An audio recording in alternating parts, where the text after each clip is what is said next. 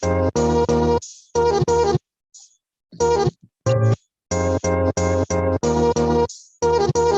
the beat drop.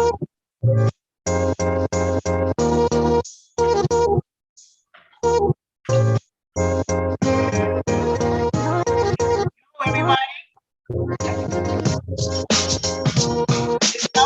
What's up?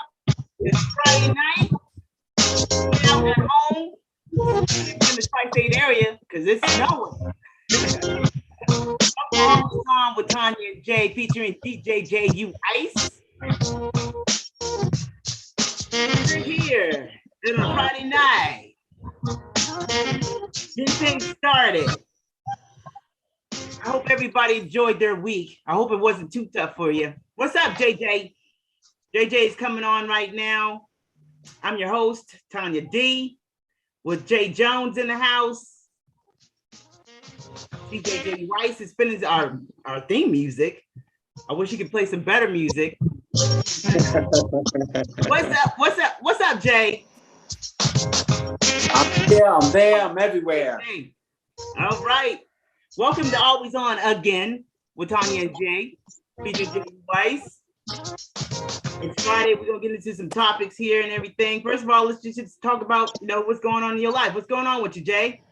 Jonesy's good. I'm just busy having some fun, putting people on TV, which I love to do more and more and every day. It's a big playoff games this week. I'm so excited about that. I think I'm gonna stir up some mimosas and some martinis.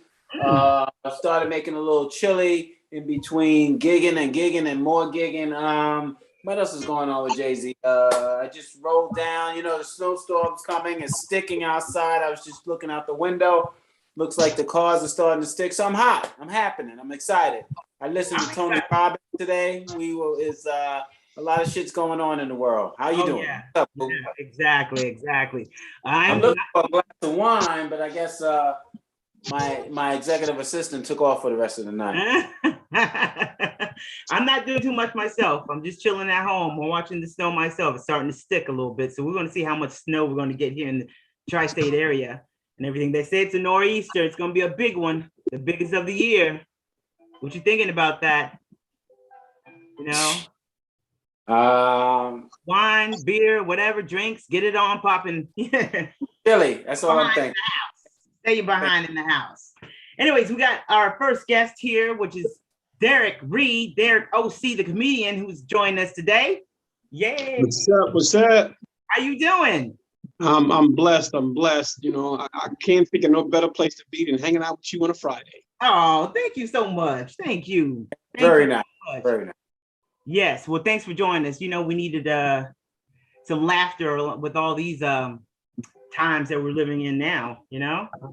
I need a laughter on the last date I went on. I tell you, boy, driving me crazy. What happened? I met this girl online. We started talking. I get ready to pick up for a date. I get to the house. She telling me I got to take her and her mother out. What? She told me I got to take her and her mother out. She get dressed and her mother getting dressed. Did you take him out? Did you take him out? I told them both of them to go suck an egg. I'm not taking your mother out. Are you kidding me? What kind of millennium bull of crap is that? I'm taking you and your moms out? Exactly. Come on now. Come on. Everything together? I was like, kind of freaky. You just fell and bumped your head. So Derek, tell us a little bit about yourself. Are you a comedian, right? Tell everybody about yourself. Comedian. I'm actually celebrating 25 years of doing comedy. Right. I just got called to do my half-hour special. Oh. I'm going to announce it on this show here. We're going to the Apollo Theater in May. So we're getting a camera crew. We're getting all the people together, and we're going to film it, and it's going to turn it into a short documentary. Then it's going to go into my comedy routine at the Apollo. I'm also an actor and a writer, so I'm a triple threat. Okay, triple threat. Wait a minute. Can you dance? Can you sing? That's the only triple threat. I don't know about all that now. I don't know about that. That's a double threat. I got a mean two-step, I can tell you that. So are you ready for the snow? Yeah, I got everything basically in the house yesterday. I got everything except blew it by not going to the liquor store. So I might have to make a liquor run tomorrow morning early. But other than that, everything, food, water, everything. I'm just ready to go for the weekend. You know what? I made a wine store run. I definitely made a spirits run. Yeah, I gotta do that. You gotta be packing, it could be crazy, tonight's the night. What time does the store close? It's 9 o'clock. The liquor stores around here, because I live in the hood, they close about 12:30, 1 o'clock. So I can actually leave this Zoom and zoom to the liquor store. Zoom your behind to the liquor store before the doors close. Absolutely. Right? You better watch your back, Shit's hectic. Every time I turn around, somebody's getting shanked. Exactly. Watch your back, especially in these times around. You know what? You better do like your dates and deliver that. Get that home delivery. Well, that's pretty funny. The mom, I can see that happening. Unless she's Jada Pickett and her mom, you might run into a little challenge. Yeah, how they look? Were they good? They look good? Did the mom look better than her child? Derek? What's that? I didn't wait around. Once she opened the door and I went in and she said, "Hold on, my mom's getting dressed," and I'm like, "Your mom's getting dressed," and I looked and I'm like, "Okay, I'll be right back." He jumped in. He was like, out, as they used to say, Audi 5000. I'm out. I'm out. But the thing about it is, if I'm taking you and your moms out, when me and you become intimate, am I gonna be intimate with you and your moms? That's the question I got. That's some freaky stuff right there. Let's roll. The daughter mom thing. If you're that scared to go out with somebody, meet them for the first time, go to a coffee shop during the day or something. I don't know, but don't bring your mom. I totally agree. But like I said, these new millennium chicks, boy, I don't know, boy. They got a new breed. And I'm in the car driving home, and I'm saying maybe I should. She's blowing my phone up. So I pulled over, blocked the number, got back on the road. I ain't got time for no bull crap. Wow. Yeah, people they really want to try it. They really want to try it. You see, she don't understand. I'm a comedian. I'll do my half-hour special and talk about her and her mother. The funny thing is, one day, back in the day, I used to work for Steve Harvey, right? And which is funny because this is good for you. So I used to have these white wannabe Lenny Kravitz boots. And I came to the office one day with these white Lenny Kravitz boots, and I'm telling you, Harvey must have did 45 minutes set on me. He just went off. He was like, "What are those keys? He just kept going and going and going. So I can understand what you're saying. You could do a 45 set if the girlfriend's bringing her mom, and you could just go on, and the material writes itself. So that I wish that's funny. Tonya has a clean show. I would go in right now, but she has a clean show, so we're gonna keep this clean. We're gonna keep it PG. It ain't that clean, but it's clean. Yeah. Yeah, only because the FCC trying to keep us, on lock. Exactly. We gotta respect the format, and we gotta respect the FCC. We don't want them to, you know what I mean? But like I said, I just find that so odd. Is that what they're doing nowadays in the millennium? You gotta take the moms and the daughter out. Like I said, I've only been dating. My last relationship was maybe about a year ago. So I took a little time to hang out, get my career set, and do a little bit of traveling. And I said, let me get back on the set. And I met a beautiful young lady. I don't deal with the kid nonsense either. You got kids that want them either in jail or Yale, in Penn State or the State Penn. I don't mess with kids. You're hilarious. I don't mess with kids. Especially if they live home with you. No. Yeah. We don't do that. We don't do that because I'm not a good stepfather. I'm not a good role model. I'm just not. And I got 1,000 stories about how I try to date women with kids. And I'm like, put your kids away. If I'm coming to the house, put them away. I don't want to see you. Put them away. Put them under the sink. Put them under the sink. Put them in the broom closet. Put them away. I don't care where you put them. I don't want to see him. I'm not telling you, I'm not here to play with Rashawn and Keisha. I'm not here. I'm here to talk to you and hang out with you. I agree with you. Listen, I agree with you. On the first date, I shouldn't be seeing your kids. I don't want to meet your kids or your family. I just want to get to know you, period. That's how it's supposed to be. You know what I mean? That's like me going on a date with you and me bringing my 29-year-old son on the first date. Mm. How stupid is that? That's crazy. Yeah, it is crazy. And then you get the ones that you go to pick them up and you go to the house, it's like, all right, she got kids. I'm taking her away from the kids. You go to the house, she's dressed and her kid's dressed. What? I'm like, where the heck are they going? With you on the date. You about to buy them some dinner. They hungry. No.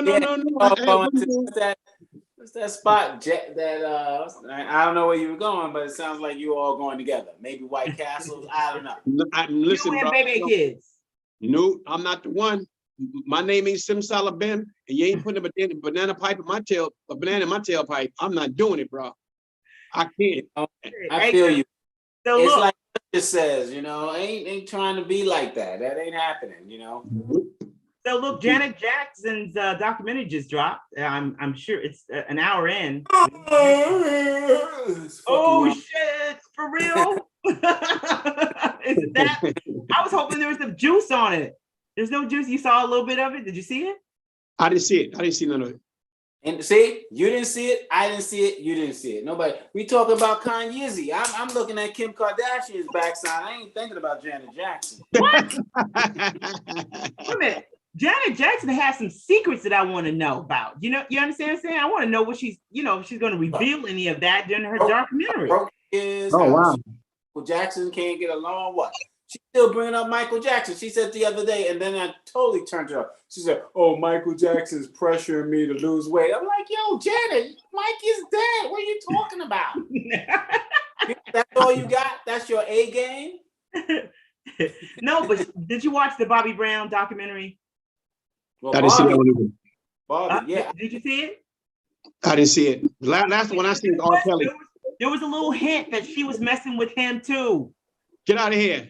No joke. So I want to watch this documentary to see, she mentioned that at all. She was messing. Okay. Yeah, there was a little hint that Janet was chilling with Bobby Brown. Well, I hope she was, and I hope he did a line off her ass. I hope Let me find out. Janet was getting high with Bobby. I went to a concert with Jackson's. I went to a MSNBC, or not MS, Madison Square. I went to a Janet Jackson concert. I was like, okay, she did a couple of hits. I don't know. I'm not, I'll take Alicia Keys any day over Janet. Oh, that's my baby. Hey, back up now. Leave my girl alone. That's my girl now. Ain't she from Queens? She's from Queens, right?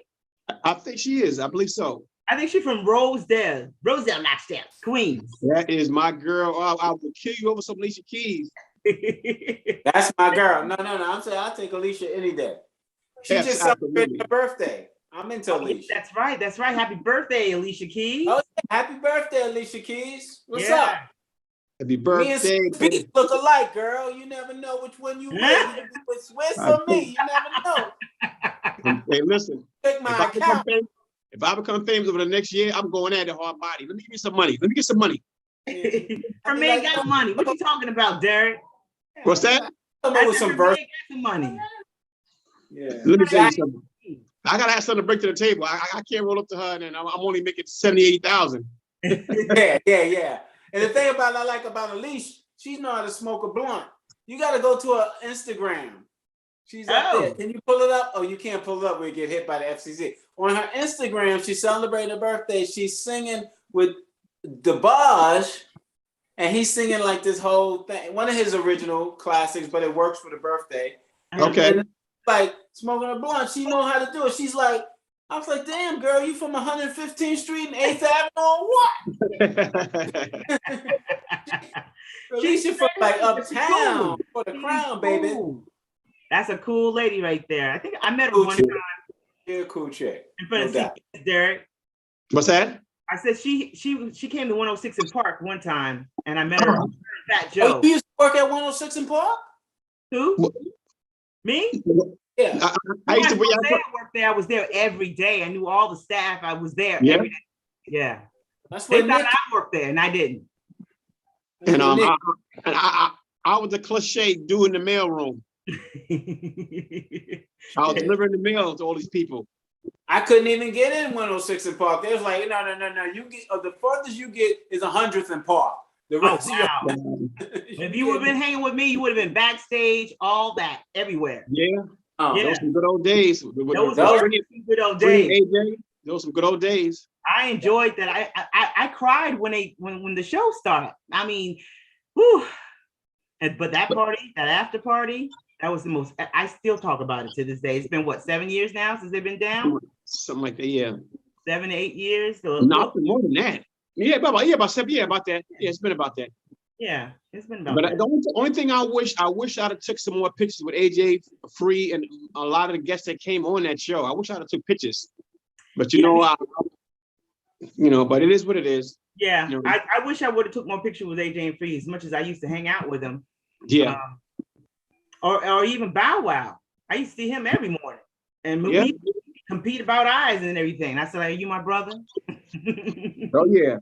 I don't know if he remembers. I'm sure he does because I used to talk mad crap to him. Yeah, I'm sure he remembers. You know what? Nick got it now. Nick brought 106 back to studio, so it's popping.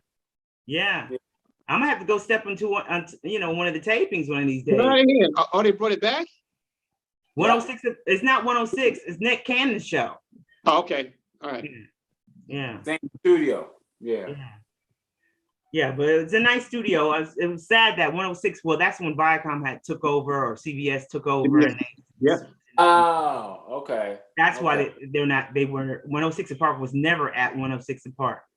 It was inside my that boy Ghost here. Ghost, you around? J.U. Ice? We call J.U. Ice Ghost. J.U. Ice, you got to say something. J.U. Ice is like Ghost from Power. What's up, J.U. Ice? Are you Omari? What's going on? J.U. Ice, say something. Oh well. We try to get him and everything. But listen. He's counting his money. He's doing the money challenge. He's counting his money. Oh, okay. That's what he's doing. The money. Yeah, all right. Yeah. Count your money. Count your money, baby. Count your money. But anyways, wait a minute. Did y'all hear about Chris Brown? No. He's being accused of rape.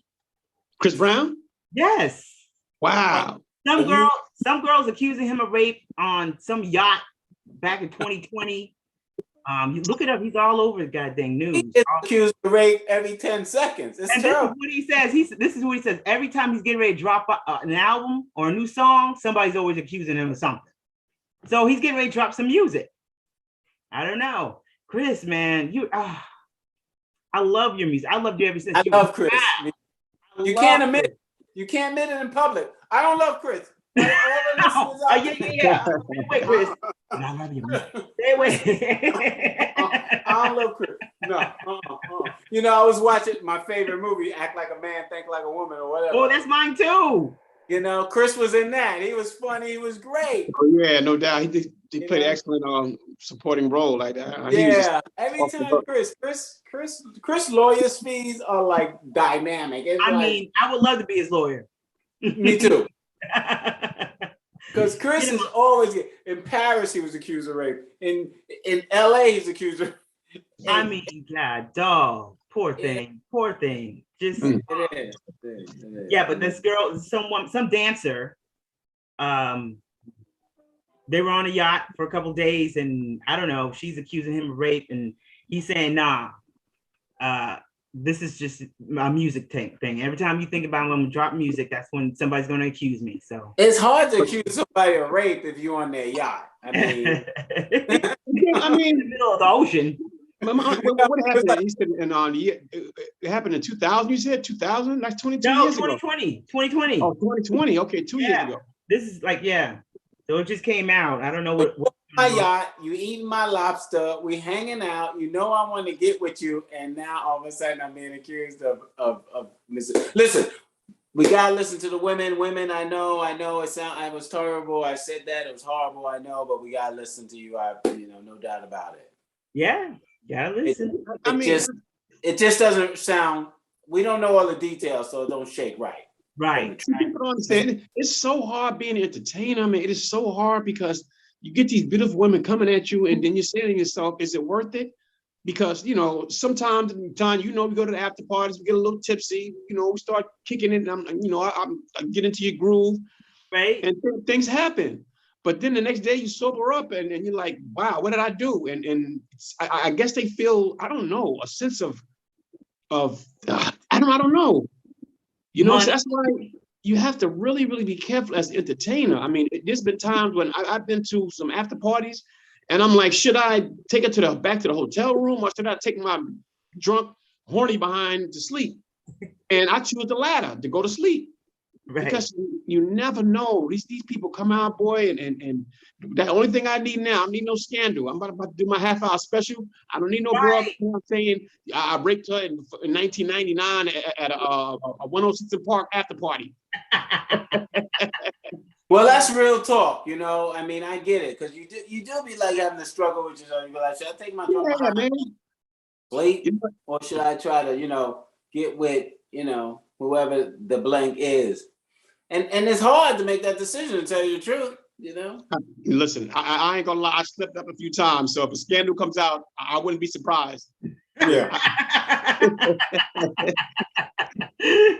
Well, that's the thing about Chris Brown. You're like, did you hear about Chris Brown? He's accused of XYZ. Tanya, I've been to Vegas a few times, Tanya. I've been to Vegas a few times. So hey, listen, what goes on in Vegas stays there, right? Yeah. Shit, what goes on in the restaurant bathroom stays there. What goes on at the top of the peninsula in the Four Seasons stays there. Fuck it. Right there. Right there. But anyway, let's get off of that topic before we get murdered. Yeah, exactly. Yeah. I don't want to get depressing about Regina King, but I do want to talk about Kanye. Why is Kanye spreading rumors about Pete D? They call Pete Davidson having what did he say? Did he say he had AIDS? I don't know what he said. He said something crazy. What? Kanye is taking it to some far extremes that he's never gonna get Kim back. Well, listen, he's been extreme since we've known his name. Yeah, true. Way out there. So he's still trying to get Kim back. He's still trying. Pathetic. Why? That's what I said. You know why? Kim's happy now. Is she? I hope she's happy. I don't know if she's happy or not, but she's happy. She seems content for sure. Yeah. I mean, it seems like it's happening. Yeezy is just, I don't know. He just got a lot of money. He's a powerful cat. And I guess he figures he can have who and whatever and get back whatever. But it's apparent that, and we were going to talk about this for the whole show, his mental health might be, somewhat in the red zone. Right. And we should talk. AKA the motherfucker got bipolar. But I don't but I'm not a doctor. We don't know if that's for sure, but yeah. But he's got a documentary that's coming out that I heard got some sizzle to it. What? Oh, wow. I heard it was screened at Sundance, and they ain't mad at it. Dedications to his mom. I mean, it's about his whole life or what? Yeah. He got paid $30 million. No, I know. Netflix dropped him $30 million. So that's why he could do all this craziness. And to me, he's got this hottie with him, Miss Fox. I don't know her first, Julia Fox or whatever. And she's looking like, shit. Dynamite, as we used to say back in the day. Don't go back that far. That's too much. Yeah, well, she fire.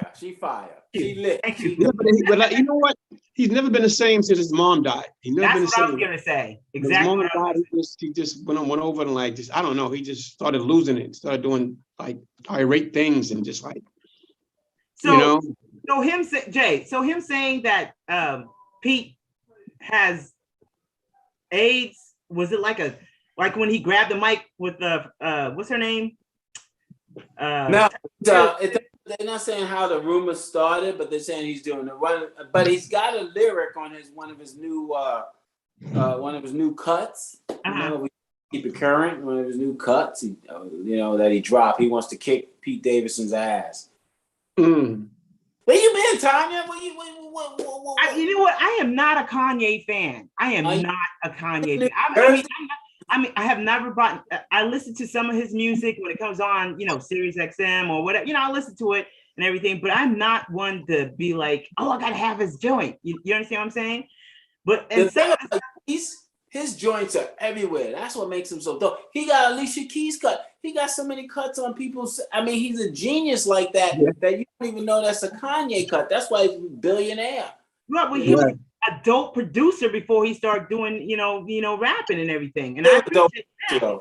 Yeah, he's still dope. He's still dope. It's just that I'm not a big time fan.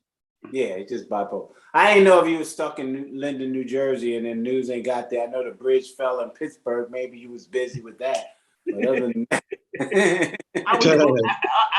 like I said, I was busy with some crazy news today. Crazy from the time on. Crazy. What was it? It was just like attorney general stuff. Police shootings.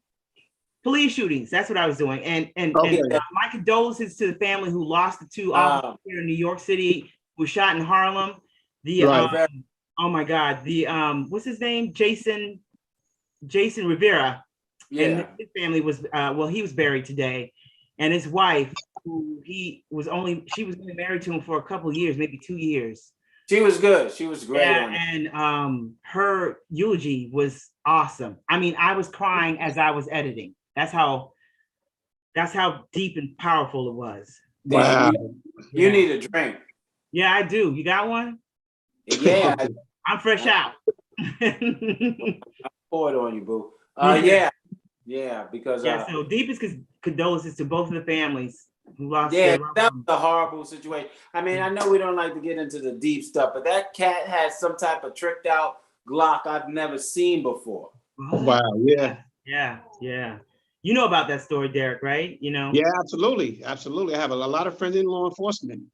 So, very sad, I have a lot of friends in law enforcement. And actually, that's the route I was going to go when I was coming up, was law enforcement.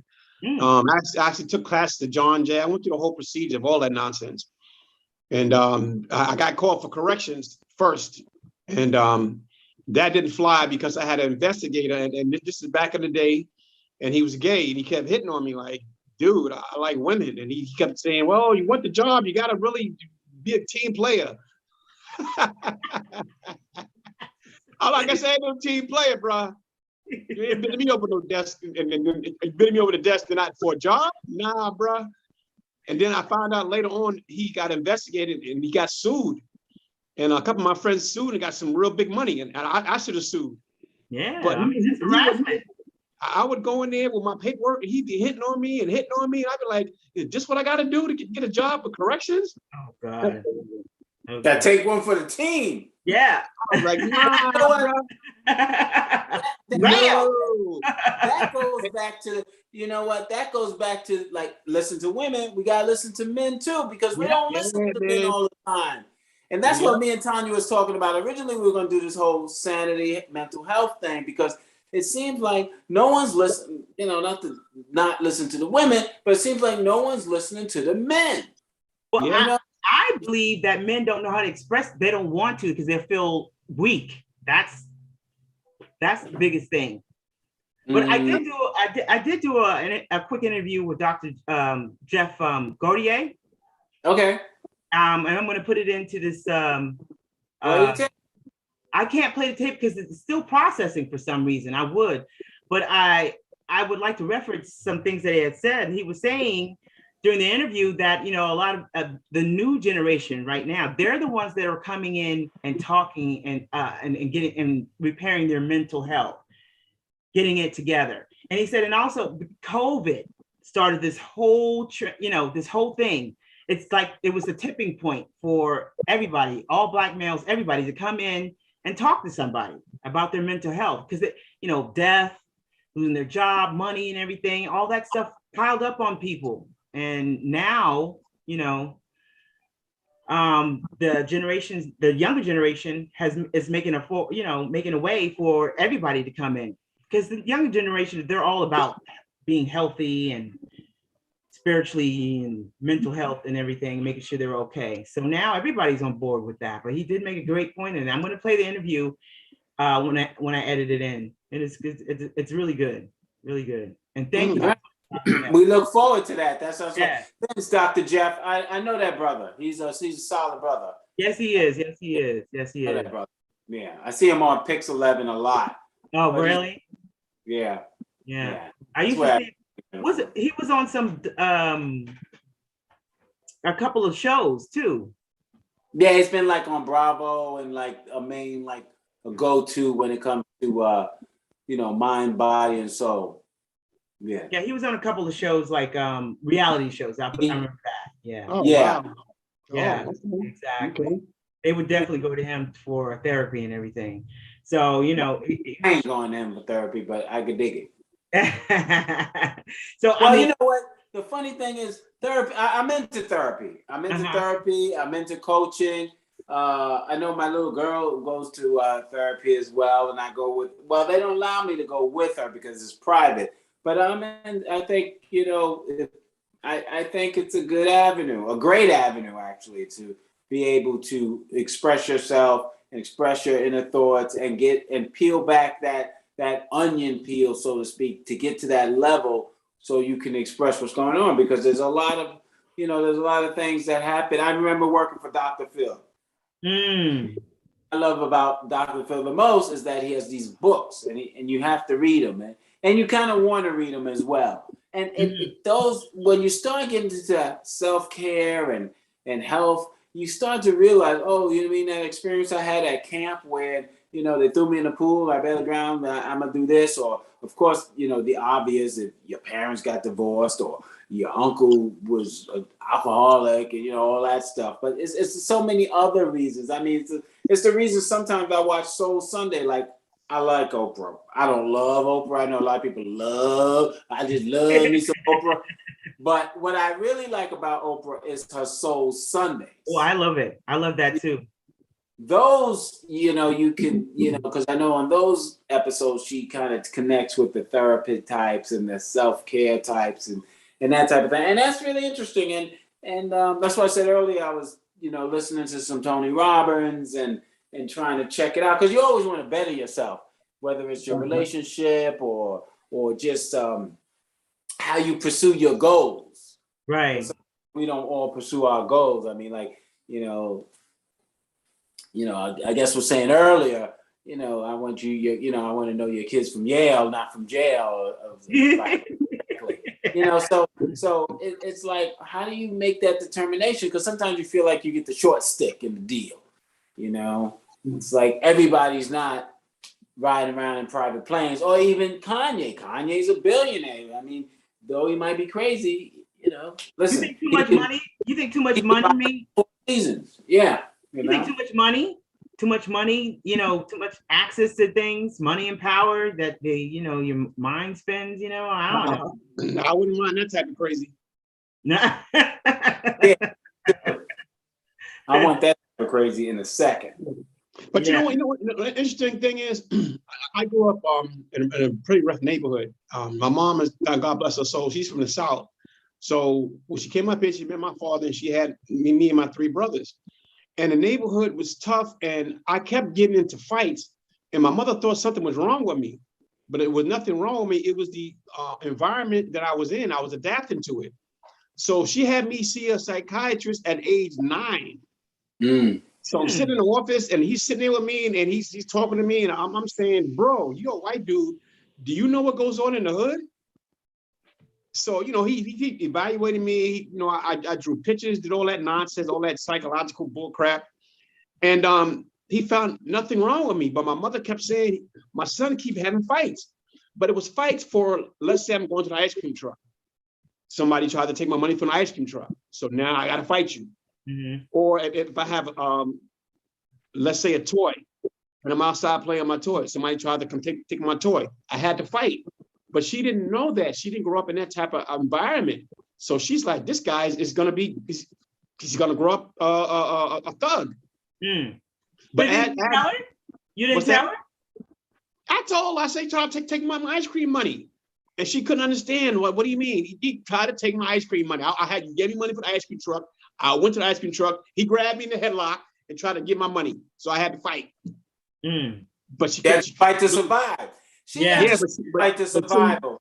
She grew up in a small town of Augusta, Georgia, and it was none of that. It was none of that going on, you know. So I like Georgia. I like that town. Yeah, very small town. Where you grow up? Fucking Fort Apache? Hollis, Queens. I grew up in Hollis, Queens back in the day, man. Rough neighborhood, bro. Hollis was bad in the day? Yeah. Oh, wow. Well, it's all bad. It's just what it is. You know, we all from that same neighborhood. You know, some of us can fight. At least you can fight. I was trying to fight. I had to run. Nah, man, I was out there scrapping. Either I was gonna get my butt kicked or I was gonna kick some butt. You know, and the interesting thing is, everybody that came out of that neighborhood has been a success. Oh wow. Fubu, I know these cats. Fubu, oh, yeah? DMC, LL Cool J. That's true. Who else? A bunch of people came out of that little small circle. Didn't Heavy D and them come from there? Heavy D came from Hollis?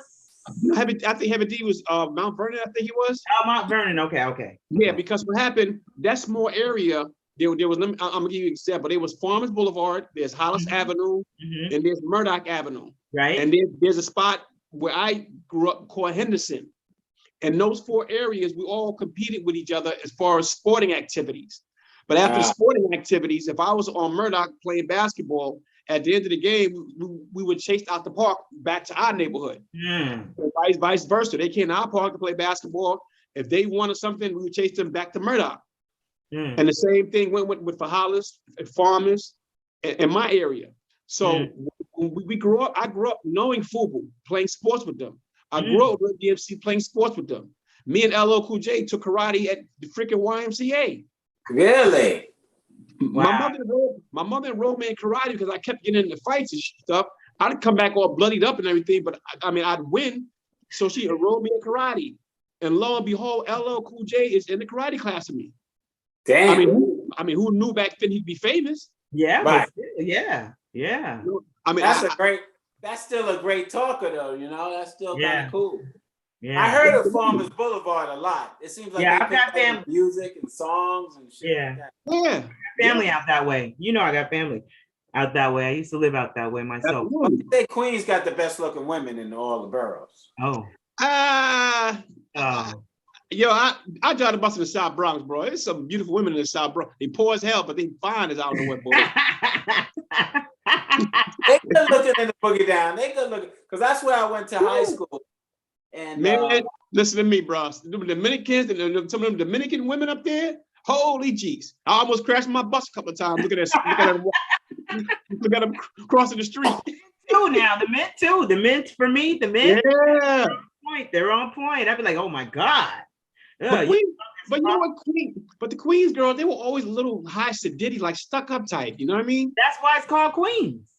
Yeah, it was like, come on, y'all. I mean, it's like, come on. Yeah, let me tell you, you'd rather hang out in Queens than Hunts Point, trust me. Right. Let me ask you, Derek. For the audience that don't know those areas, just in case, you know, Hunts Point's a small part of the Bronx. Queens, Harlem, Queens, that's the borough, just in case, you know, we got that international. They know what Hunts Point is. They watch HBO. Yeah. But they don't use it. They think in The Wire. They think. Okay, yeah. But y'all do remember HBO, the Hunts Point, right? Sexy, they'll try to be sexy, the sexy voice and everything. So Derek, would you go to see a psychiatrist now for your mental health? Yeah, and I'm actually looking for a therapist because I think something wrong with me. I'm a comedian, so there's always something wrong with us. But you know the two sides of the comedy clown, right? One is happy, one's sad. Yeah, Robin Williams. You wouldn't see, people don't understand. Like when I see certain comics, I look at him and say, this brother's going through something. He's depressed. Richard Pryor was a genius. Yes. But that brother was hurt inside. I mean, I look at him do his comedy and I'm like, this brother is something wrong with him. Because I mean, I'm analytical when I watch comedians and I can still sort of tell. Jim Carrey, there's something wrong with that guy. Jim Carrey, there's something wrong with that cat. I could look at him and say something. He got some mental issues. David Chappelle, yeah, he got something wrong with him too. But when Robin Williams killed herself, I something, what's wrong with that guy? I mean, people couldn't see it. I'm like, you can't see something wrong with this guy here? And he wound up killing himself. Yeah, I didn't see it, but that was like years, probably. Years of hurt. Yeah, but like me, I know I'm mentally deranged from growing up as a child. I know I'm jacked up. So, well, you know, I'm actually looking now for a therapist. I'm looking for a therapist. Maybe I need to talk about it. I mean, I talk about it on stage, which is, you know, you get some of that out on stage. It's like, is that your therapy? That's your therapy, right? That's my therapy. But y'all laughing at me. I'm like, damn it, I'm telling you my pain. Well, I know. I'm trying not to laugh because you know what? Sometimes you don't know. You're like, oh, that's funny. But then when you break it down like that, you're like, you know, we can't laugh. It's you know. Man, I've been through some stuff as a child. I'm telling you, woo-wee. I mean, the thing about I'm writing a book about my experience as a child growing up in the inner city, because, like I said, my mother didn't understand that we had to fight. And I'm gonna give you a little bit of what I'm going to talk about, because she put me in karate. She tried to understand me fighting every day and all that. So what she did for the summertime, this is what she did, people. She put me in a military camp. I'm 12 years old doing push-ups, sit-ups, and running in place in a military camp. Ooh. I could not believe it. I went in that place, man. Let me tell you something. That honed to who I am today. But every day in that camp, I cried too. I had to suck it up. Wow. I mean, the camp was designed for the people in the inner city who were having problems with their kids, like kids were going in and out of jail, juvenile hall. Worry. She thought you were going to either die or go to jail. I could tell right. you. I mean, I definitely understand why she did what she did. But how long was the camp? I did 2 weeks there. Oh, and it seemed like 2 months. You know, you're on 2 months, and I mean, we had to make our beds, a military style. We had to clean on the tree. We had to go to. It was just like, it was horrible. It was a horrible summer. But as the third or fourth day, I had to adapt, which I was good at. Mm-hmm. And my cabin was the worst cabin throughout the whole. It was two cabins. My cabin and another cabin was the worst cabin throughout the camp. And I mean, we had some boy. Woo, we did some stuff in that camp, but when I adapted to it, I became used to it. It was like a lifestyle for me. Like, yo, fighting for food, fighting for snacks, fighting for your commissary. It was just crazy. It's so the world fighting for your life. Sound like Rikers Island to me. Yeah.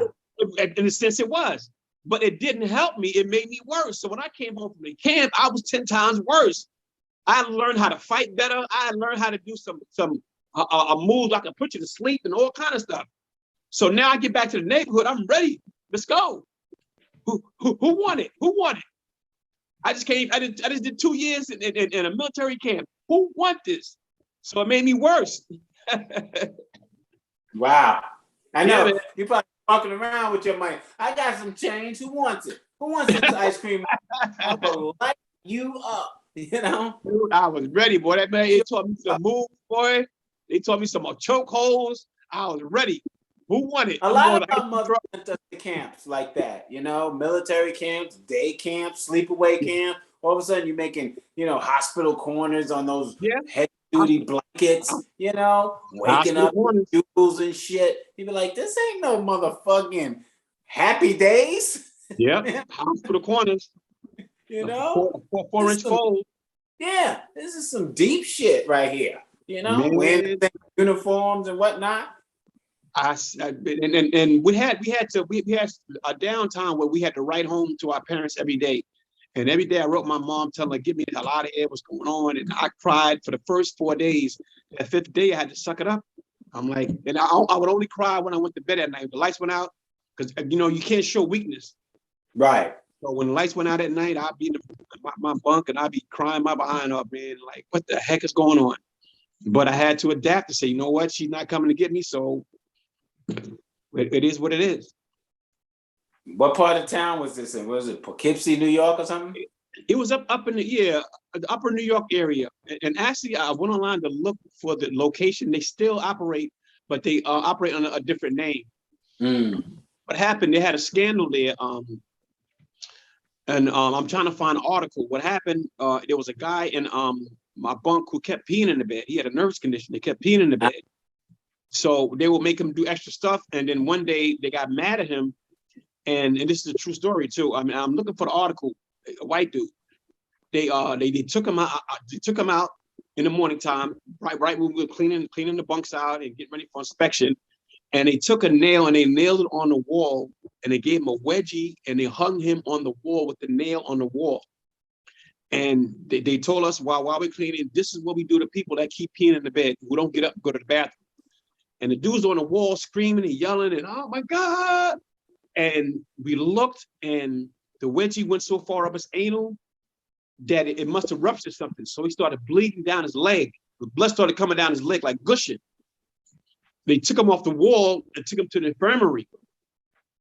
And the two people that did it, the two drill sergeants that did it, they were fired, but it was a scandal where his parents sued the camp. And I mean, when he was on the wall, it was funny, but when he started bleeding out the anal, problems. And that's the camp I was in. You know what? I think I almost feel like I heard that story or that news. Yeah, the guy with the white dude, heard about that. His parents sued the heck out of it. It was called Camp Pythian. That was the name of the camp, Camp Pythian. Yeah, I heard of that camp. I think when I was with Geraldo Rivera, we did a story about that camp. Camp Pythian. I was in there.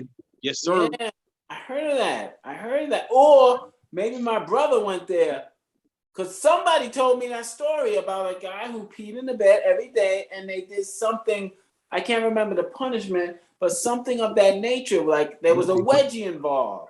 You hung him on the wall. But you know, if we all from the same area and the same type of thing and went to the same camp, somebody, you know, I mean, you didn't have Instagram back then, but that, you know, we all, you know, our parents were like, either you was going to the PAL or Camp Pythian or somewhere, because your ass was running wild in these streets and we don't want you to die. Right. You know? And you know the right thing about it? That was the first time I experienced prejudice. Oh yeah. The first time I experienced prejudice was in Camp Pythian. We had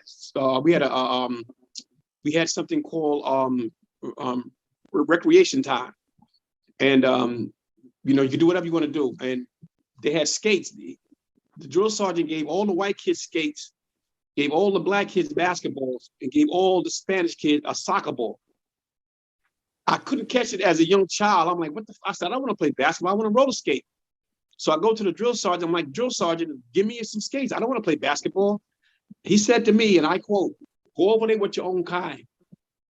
This is what he told me. Yeah. So I'm like, are you kidding me? I couldn't. I'm like 12 years old. I couldn't catch it. Like, what do you mean my own kind? What are you talking about? He said, black boys play basketball, white boys skate, Spanish boys play soccer. Now get over there before I give you some push-ups. I kid you not, bro. I couldn't wrap my mind around it. I believe it. So I wrote home to my mom and told my mother what happened. I told her I wanted to roller skate, and they gave me a basketball. So it got back to the camp, and it got back to the drill sergeant. That sucker took me in the back of the barracks and beat the crap out of me. Wow. He said, "You will never write a letter like this again to your mom," and beat the crap out of me. He called me the N-word. Wow. Left me in the back of the barracks. I need mental help. I need something wrong up here. But you know what? I know how I got him back though. Because I'm from the hood. I don't play that nonsense. I don't play that. You don't mess with me. I'm from the hood. So what happened? We had something called fight night, where everybody in the camp go down to the arena, and each bunk would fight against another bunk. So my bunk was the best because we had the roughest dudes. And on the north side, on the south side, they had a dude who was from the Bronx. He was the toughest dude. The dude in my barracks was beating everybody on my side, and the dude from the south side was beating everybody on his side. So they had to fight each other to see who was the best inside the camp. So everybody's down in the boxing arena. I raise my hand. I tell a drill sergeant I have to go to the bathroom. The bathroom is with the barracks, so I got to go to the barracks. So I go to the barracks. Now his barrack, it had a glass window. So I took a big brick. I took it and I threw it through his window and bust the window out. And the window, all the glass went on his cot. So I'm like, you know, I got him back. But what happened? Another dude was in the barracks taking a leak. A white dude. he saw it like, oh, shoot, I'm going to tell Drill Sergeant Paul what you just did. So he takes off running. I take off running behind him. I said, if I don't catch this dude before he gets to the drill sergeant, that's my butt. So I catch the dude and I jack him up. I beat the crap out of him. I grab him by the face. I choke him. I said, if you tell him I'll kill you, I'll kill you, I'll kill you, I'll kill you. So at the end, we walk back to the barracks. He goes to the barracks. He goes ballistic. Who the hell broke my window? This is bullshit. Everybody line up in formation. I'm going to drill you suckers till you die. I want to know who broke my window. Who the... And the white dude looking at me, I'm looking at him like...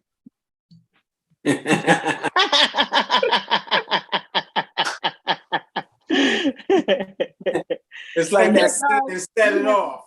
Push-ups, sit-ups, running and drilling. And every time we get up, people like, somebody say something. And I look at the white dude, I'm like, you better not. But that's how I got him back. But that's the thing I went to in my childhood. That's why I need. Oh, wow. Wow. Yeah, if you serious, I agree. You need therapy. If you I got him back though. I got that sucker back. He never knew who did that. He never knew who did it. And he had to pick the glass up. And man, that brother was mad as I don't know what. But like I said, I'm from the city. I'm gonna get you back. I'm gonna get you. Well, hey, listen, with Regina King, oh my God, my condolences again. I'm sorry. First of all, my computer just shut off. So now I'm on my iPad. I don't know what happened, but, and it's not connecting. But anyways, my condolences again to Regina King and her family. No, now, from what her son, what happened? He committed suicide? Yeah. And this is why we were talking about mental health and with Black men. We just don't know, No. I don't know, just don't know. I wouldn't just say, I'm going to say our Black men in general, but I'm just going to say people in general at this point, because COVID has really taken its toll on a lot. Let's see now. I don't want to join the meeting, but anyways, didn't want to be a Debbie Downer. Right. But, I mean, this generation is the most sad generation I've ever seen. Oh my God. How do we go from the war on drugs to now it's okay to use drugs? I mean, that baffles me. Back in the day, everything was like, no, the war on drugs, say no to drugs. Now it's like, yeah, say yeah. Everybody get high. Everybody take pills. It's the worst generation. Yeah. It's like they get depressed and automatically I'm gonna get a bag of weed, or I'm gonna get drunk, or I'm gonna pop some pills. Right. I mean, we did it back in our day, but it wasn't that bad, man. Now it's like it's out of control. Well, they're lacing it with fentanyl and everything. I wouldn't share anything with anybody at all because they're lacing stuff with fentanyl. You'll die for sure. Exactly. Yeah. Fentanyl is everywhere. Yeah. Yeah. But anyways. Fucked me up with that camp story, though. I tell you. Yeah, like I said, I'm actually going to write. I really want to write and put into a movie form, but I think I'm going to do a book form first because I got a lot of stories out of that camp, man. And like I said, me being a writer and a comedian, somebody has to know that story, man. And it's a great story. It's incredible. Look, listen, everybody's got a good story. Everybody's got stories. They definitely do. Everybody's got a story.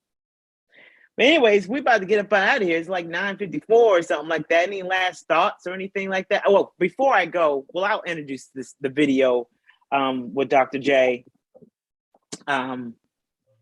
later and everything. Hopefully my computer crashed. That's exactly what happened. It crashed. But any last thoughts? No. Yeah, I think that we need to sit down and talk to our kids more and try to get more in depth into their lives. Last 2 years ago, right before COVID hit, I did a comedy show to raise awareness to bullying in schools. And I had no idea the impact that bullying had on these kids nowadays. Not only physical bullying, but what they call cyberbullying, where they bully you over the computer. I did the research because I wanted to go in and I wanted to be knowledgeable of what the kids go through. And I also spoke to my two cousins. One is in junior high school, one in elementary school. And they expressed concern about how when they get bullied on the internet, that they don't want to go to school. So we have to watch and talk to our kids about stuff like that. Thank God her mom's talked to her, because her older daughter was getting bullied over the internet and she would not go to school. She didn't want to go to school, wouldn't get out of bed. Wow. So she did the investigation, and she found out her daughter being cyber bullied over the internet, and they addressed the issue. But had she not addressed the issue, her daughter would have been going through life with, jacked up. So we got to start talking to our kids more and finding out what's going on in their lives. We got to get down to the nitty gritty, man. We really, really, really do. Yeah. Well, bullying's been around since the beginning of time. So, and yes, you do carry scars with you. Okay. I'll tell you a bullying. You do. When I was a young teenager, I guess preteen or whatever, I was living overseas. My bullying was the forehead. They used to come on the bus and slap me in the forehead. Call me foul. I'm in the lab. I'm sorry. No, it is funny. It is funny. So I'm sitting there in my seat, after a day at school, I'm sitting on my seat on the bus and everything, and people just come by like, Bo here. And sometimes they slap my forehead with 4 fingers, Yeah. So some people just can't handle certain things. I wasn't scarred. I wasn't scarred by it or anything. I didn't care because I always clapped back, when I could, whatever, if they weren't, at that time. But a lot of people, I'm going to say a majority of people carry some of that bullying stuff. You remember there was an era where people were fat and all of a sudden, look at me now. Remember Jenny Jones used to do that show? Look at me now. Yeah. So, we do need to talk to the kids. Then parents do need to be involved in everything. But bullying's been going on forever. Yeah, bullying sucks. So. Yeah, it does. It does suck. Bullying but now sucks. we're in the people take their lives, Oh yeah. Yeah. Pressure. Yeah. Yeah. Pressure. But anyways, we're getting ready to get out of here. It's 9:57. Jay, you can turn up that music and everything. Derek, OC bus driver. Oh, my Instagram handle. Yes. DEE_red 2001. Once again, DEE_red 2001. On Facebook is Derek OC Reed. On Twitter is OC the bus driver. Bus driver. You really drive a bus, right? Absolutely. South Bronx. South Bronx, South Bronx and everything. When's your next show? I have a show on Tuesday in Harlem, February 1st. The next one is February 12th. I have 2 on February 12th. One in Brooklyn, one in Queens. After that, February 20th in Queens. So I have 3 coming up. What's that Instagram again? DEE_red, RED 2001 on Instagram. All right. Well, thank you so much for stopping by, Derek. Absolutely. And I'll see you out there, time. We'll kick it. We'll hang out. We'll kick it. Exactly. I'm actually doing a podcast tomorrow in the Comedy in Harlem. They called me to do something for them in Harlem Sunday. Oh, you doing a podcast at Comedy in Harlem? Yeah, they doing some kind of thing with that. Yeah. Okay, cool. Shout out to Jamie Roberts, man. Jamie Roberts and his girl Nikki Shout out to Jamie Roberts. Black-owned comedy club in Harlem. Black-owned. Yes, black-owned comedy spot. Great comedians come out there. Make sure you all come out. If you live in the area, come out to Harlem. Yeah. Comedy in Harlem. You got good food, good drinks, and good laughs. There you go. Absolutely. Shout out to you, Jamie. All right, y'all. Thank you. Yeah, we have a good spot. Black News Network. Oh yeah. So he's doing his thing. Jamie's doing his thing. He's definitely doing his thing. You saw him on Channel 2. They did something on Channel 2, the news with him. Yeah. Saw that. Yeah. Very good. That was good. We're gonna hopefully we can make that club something big, so everybody want to come there, fly in. Absolutely. Yeah. All right, y'all. We're getting out of here. Hey, nice meeting you, man. No doubt, man. It was great. Eye-opening. Yeah. Sure. Yeah, friend me on Yes, Facebook, thank man. you. Friend me on Facebook. I'm trying to friend you on Instagram, but at DEE_REED. No, RED. Red. RED. Red 2001. Oh, I see it. All right. Okay, we're getting out of here. Good night, everybody. Thank you. Good night, Tonya. Stay safe. Good night, Derek. Thank you so much. Make sure you're safe and make sure you follow us on Instagram and Facebook at TJ Always On. JUI, take us out of here. All right. See you, Stay Tonya. home. Don't drive in the snow. Stay by home. Stay out the snow. Bye, y'all.